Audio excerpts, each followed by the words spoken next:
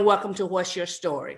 Today, my guest is Natalie Houston. She is a licensed counselor for families, for couples, for trauma.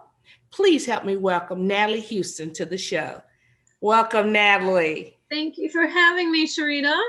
Well, I'm glad you were able to come with us tonight.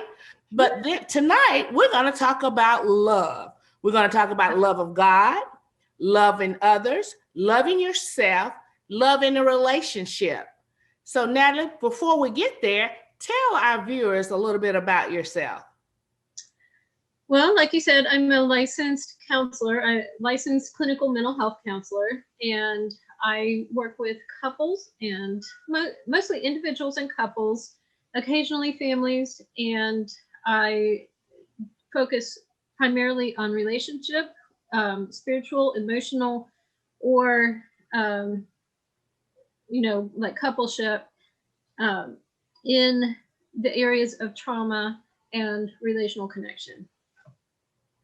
So in honor of February, we're going to talk about love because February is the month of love. It's also Black History Month. But tonight we're going to focus on love. So Natalie, what does it mean to love well? Well, there's a lot of ways that we could define this, but how I'm going to define it for our time together is loving well is loving God, self, and others according to value, not performance. So you'll see how that plays out as we go. So explain that a little bit to me. Like, what does it mean to love God?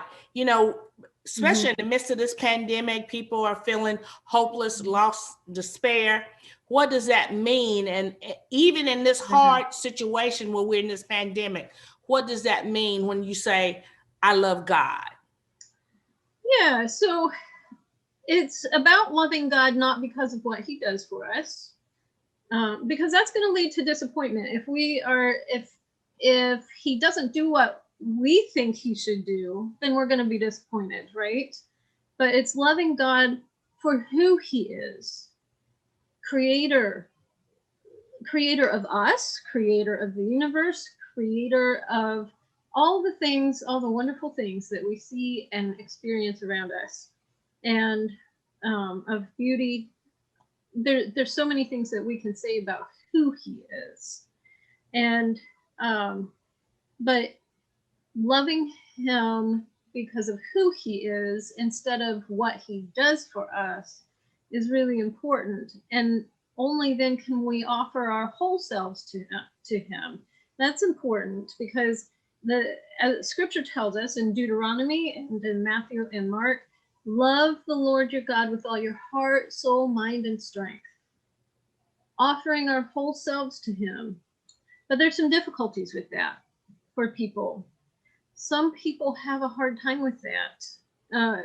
It could be an emotional barrier or a physical barrier or a spiritual barrier or a relational barrier. And so we have these barriers because on the emotional side, because of anxiety or fear or maybe trauma. You know, people that have had trauma where someone violated their body in some way might have a lot of difficulty trusting, particularly a woman trusting a male Godhead, right? So it's often described as male. So I think it can be really hard if we lack trust. There's also a lot of shame for people, and the church has been a big part of that sometimes, shaming people for not being the ideal Christian. But shame is something that we're kind of born with too, and doubt. So doubt and shame and emotional difficulties can make it really hard to love God well. So what do we do about that, Sharita? One thing that we can do is submit all that to him. And so Philippians 4 talks about bringing all our anxieties to him through prayer, petition, and thanksgiving.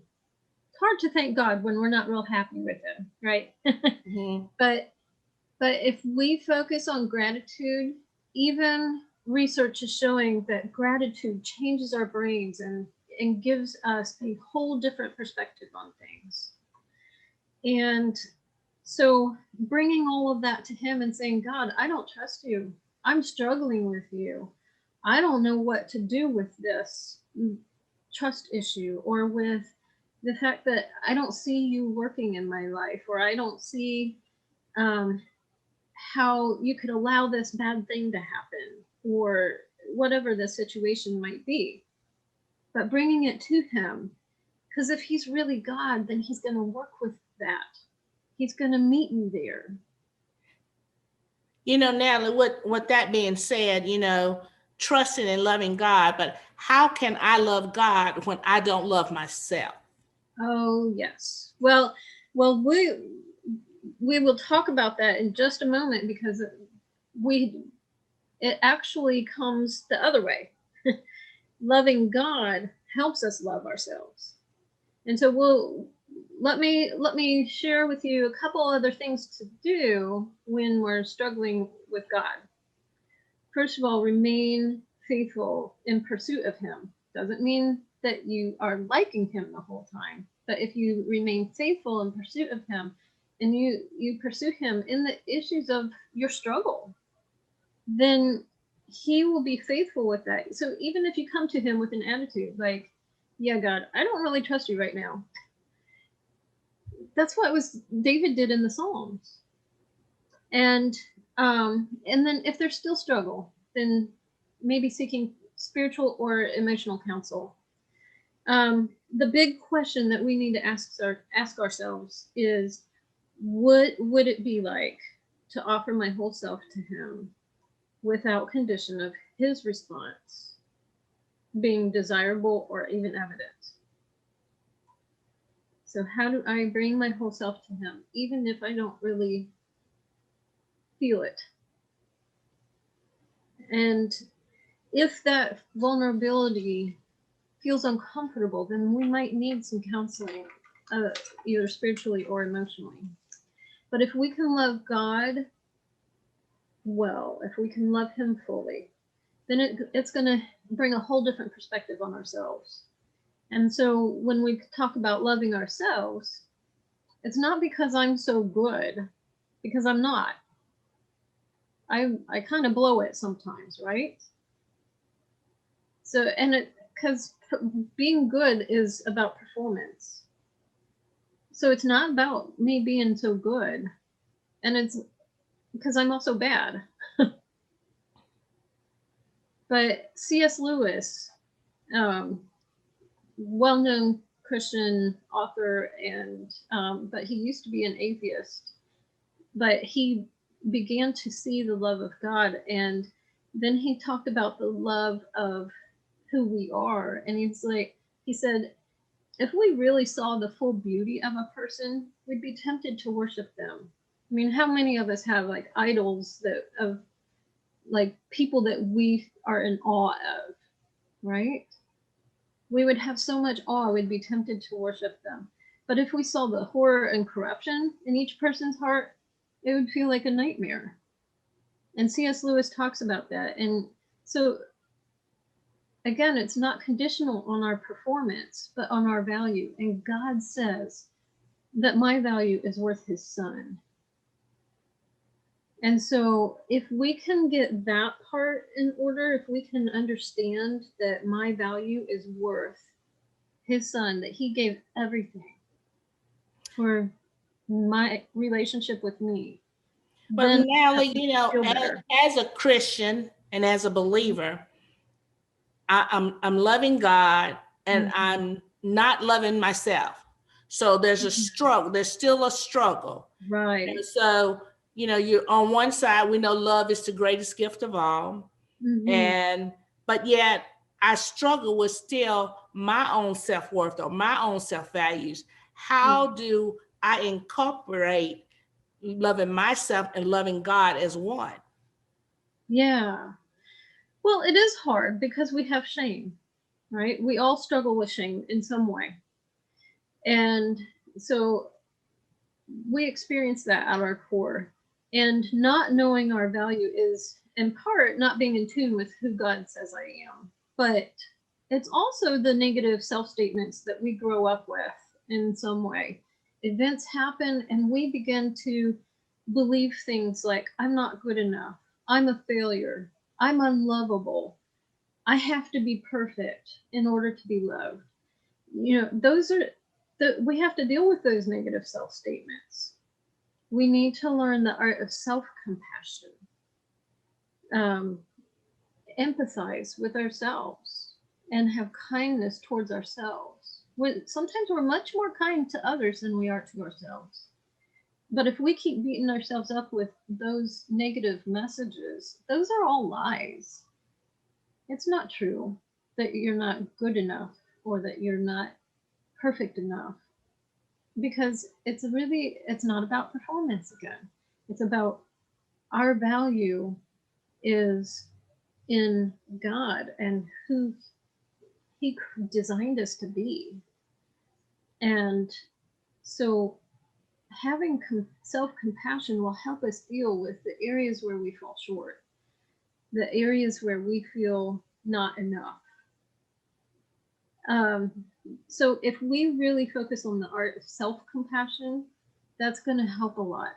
Give ourselves the same compassion we would give others. So, Natalie, what would you consider healthy love?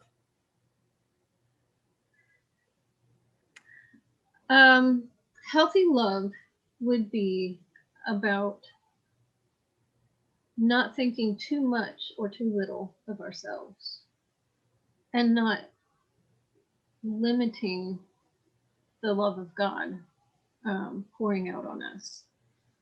And so if we can love God completely, it'll help us love ourselves correctly. And I'm getting this partially from a pastor of mine, Derwin Gray. He talks about that. Love God completely, love yourself compassionately, love yourself correctly, and love others compassionately. If we can love God well, we will discover more how to love ourselves better, and that will pour out onto others. So we need to challenge those lies, the lies that I'm not good enough, I'm not perfect, and that therefore I'm not lovable. We have to challenge that because the scripture says complete opposite. So I'm struggling. I don't have a job. I can't afford a counselor. What can I do to get help? Mm-hmm. Well, libraries have like all kinds of books and resources where you can explore these issues, deal with shame, deal with the negative messages. You can usually get a library card. But there's also lots of resources online, selfcompassion.com or .org. But that would be a good place to start. So having resources, there are tons of resources online, and there's tons of resources in your library. I would start in those places. Free is always good. And I know it's hard too for singles. Singles have a really hard time around Valentine's Day, particularly. And so love and acceptance of yourself, not because of others loving you, but because the one who created you loves you and created you with immense value. And we need to grieve what we don't have that we long for. And so if you're single and you're longing for a relationship and you don't have that, there's a grieving process there. Well, Natalie, we're going to take a short break Sure. and we'll be back. We're going to hear from our sponsors. But if you would like to be a guest on the show, please contact me, Sharita Williams, at 154gmail.com, or you can go to our website, WYTV7.org, Christian Broadcasters Network.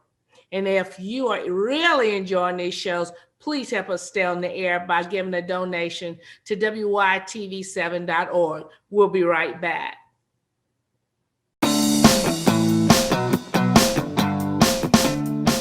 Mr. Happy Living here. I love good things made by good people.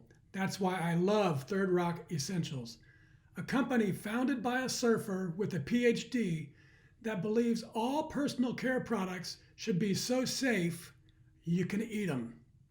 I drink an ounce of chelated silver oxide supplement every day to strengthen my immune system. Third Rock Essentials has all natural sun care, skin care, and silver supplement products I trust. Check them out at happyliving.com and select Partners in Happy. You'll save 20% off all purchases every time you buy using promo code HAPPYLIVING. Plus, for every order placed during the month of February, I'll donate 20% to WYTV7.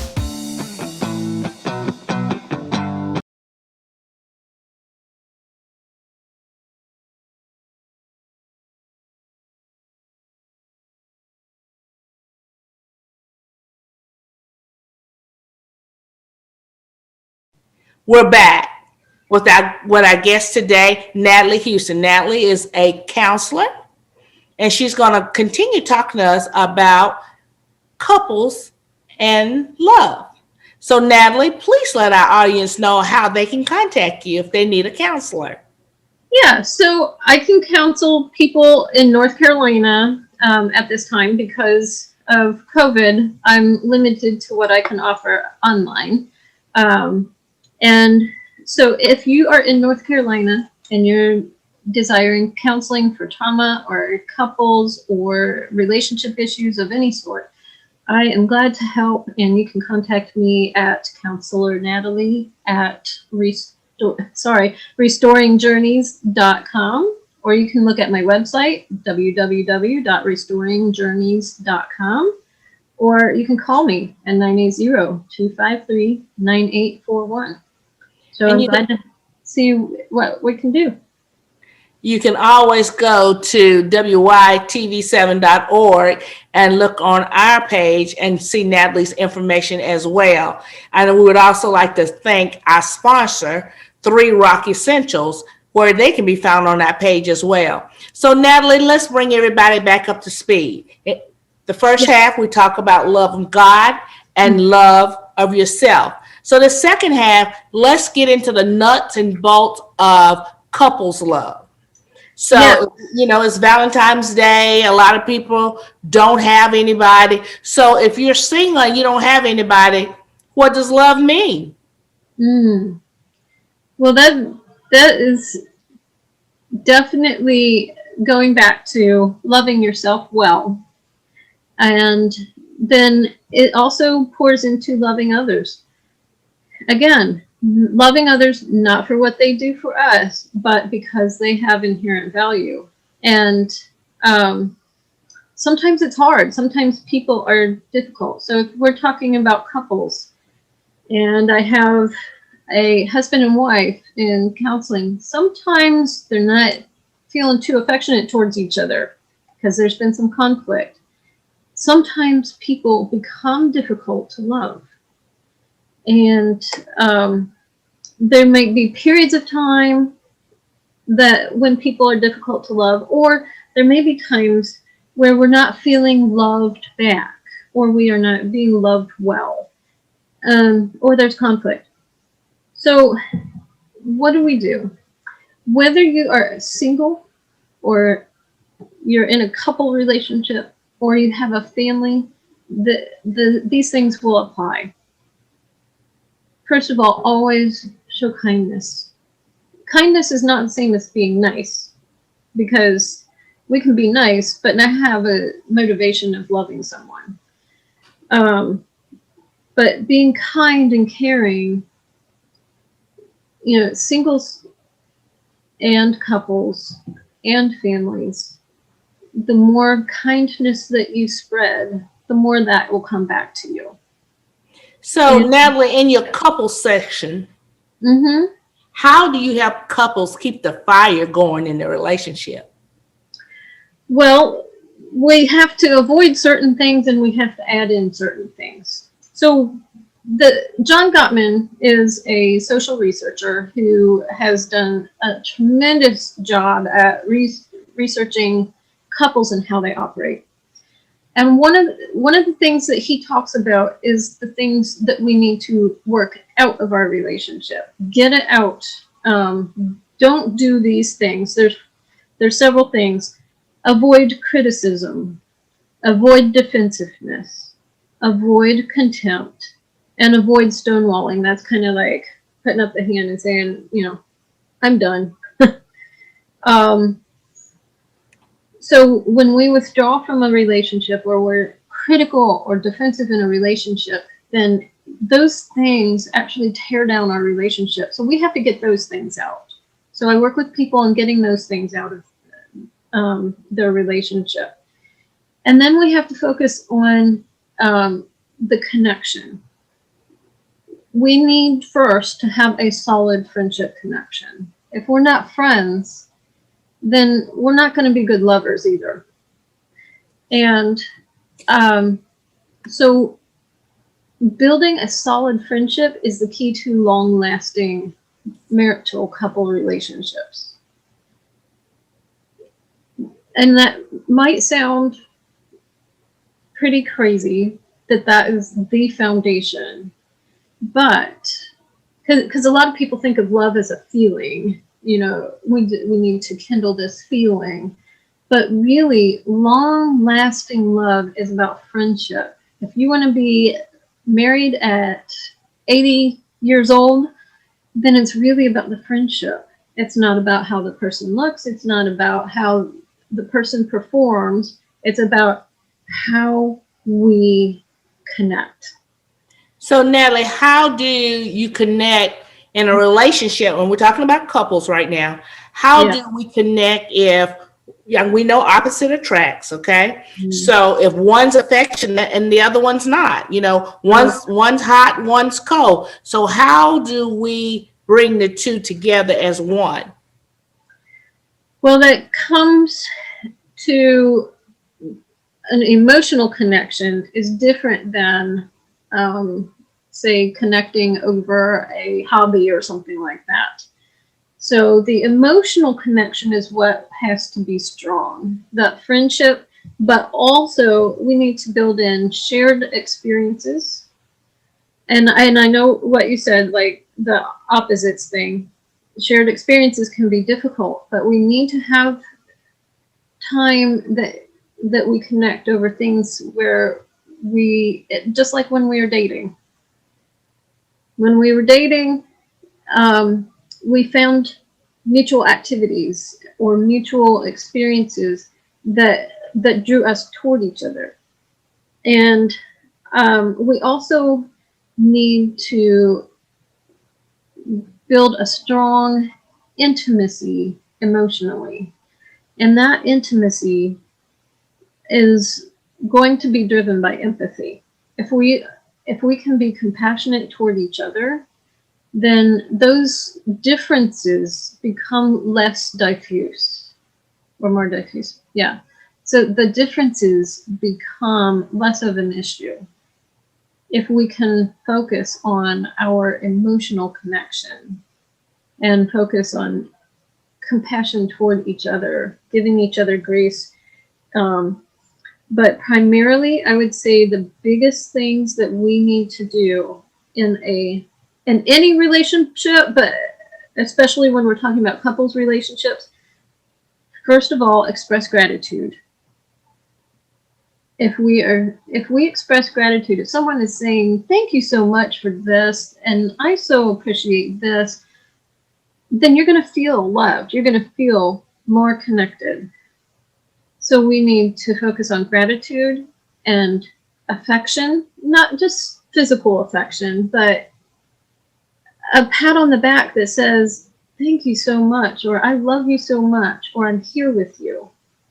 And then appreciation, sharing your appreciation for each other is so important. And these things seem really small, but they make a huge difference in the long term.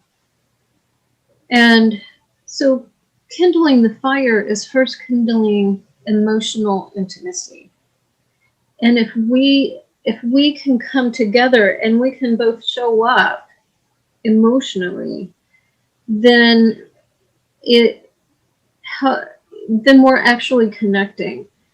A lot of couples are just intersecting, and they're not connecting on an emotional level, and so that cannot sustain a relationship. And so the conflict that often comes is because we're intersecting, we're not connecting, we're not face to face, we're not sharing good experiences together, we're not sharing our love with each other, we're not showing love and compassion and gratitude, we're not doing all those things that we did when we were dating.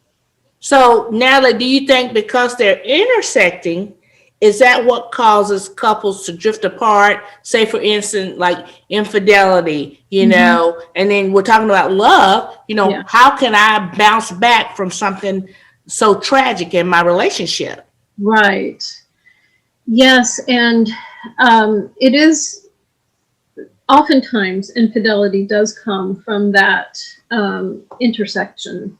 When we are just intersecting instead of connecting, we're kind of like ships passing in the night. We're kind of just functionally in relationship, but we're not connected emotionally.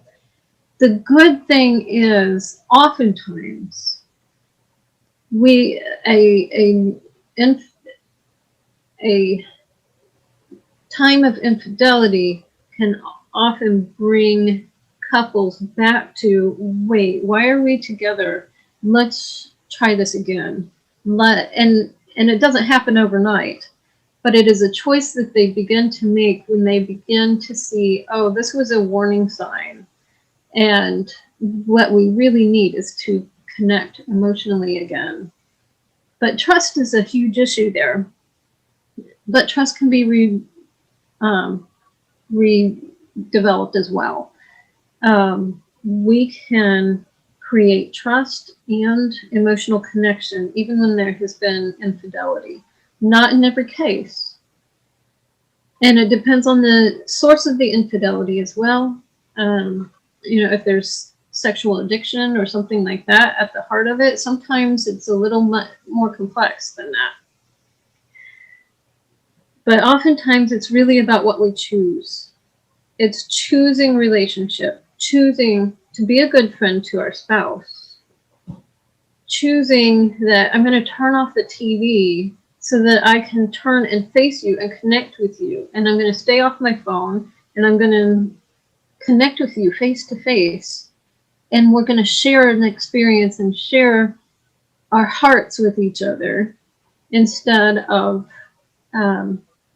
getting drowned out by TV or our phones or whatever.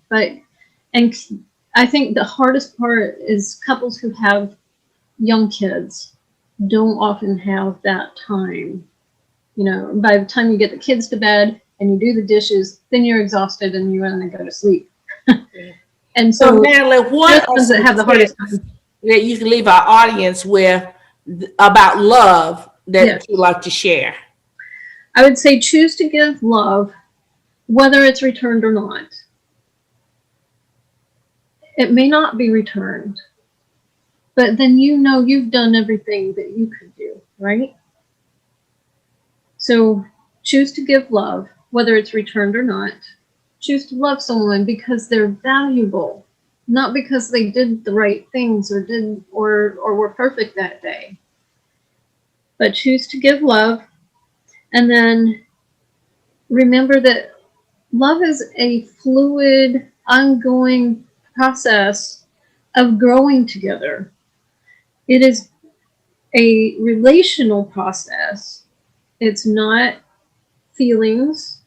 I mean, the feelings come, but it's really about a choice of how I'm going to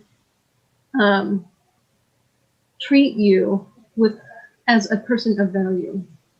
And so it's not something that you achieve. I don't achieve a loving relationship. We develop and cultivate a loving relationship.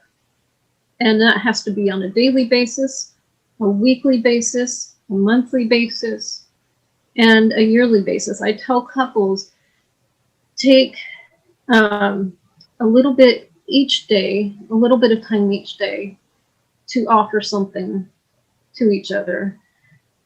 But then on a weekly basis, a little bit more.